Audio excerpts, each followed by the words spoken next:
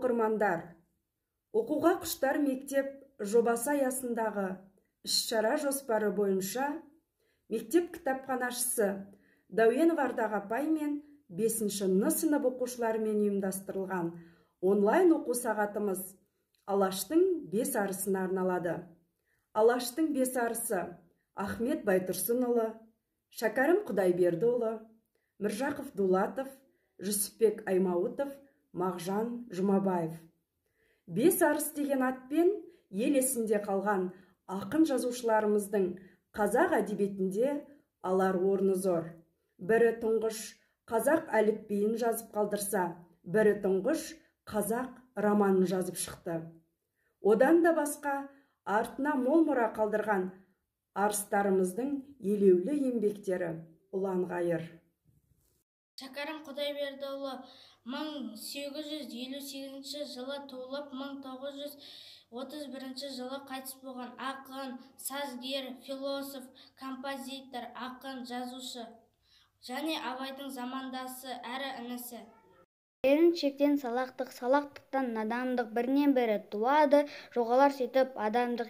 Еріншек таза жүре алмас, кір қонын жуа алмас, харекет жоқ, ғылым жоқ, өз бойынан ұялмас. Ахмет Байтұрсынұлы 1873 жылы 5-ші қыркүйекте Қостанай облысы Жангелді ауданы Сарытүбек ауылында дүниеге келген. Ахмет Байтұрсынұлы қазақ халқына ақын, жазушы, педагог, аудармашы және публицист болып келеді.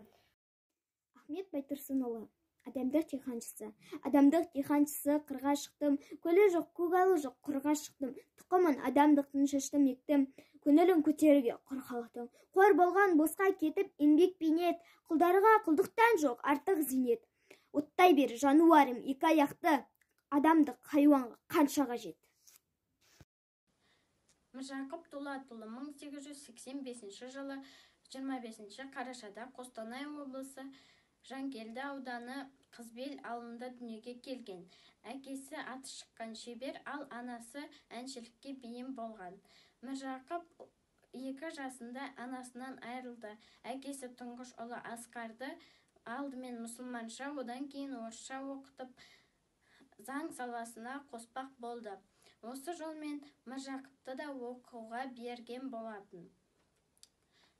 Алғашқыда бала Міржақыпты ауыл молдасында 2 жылдан кейін басқа мектепке көшірді.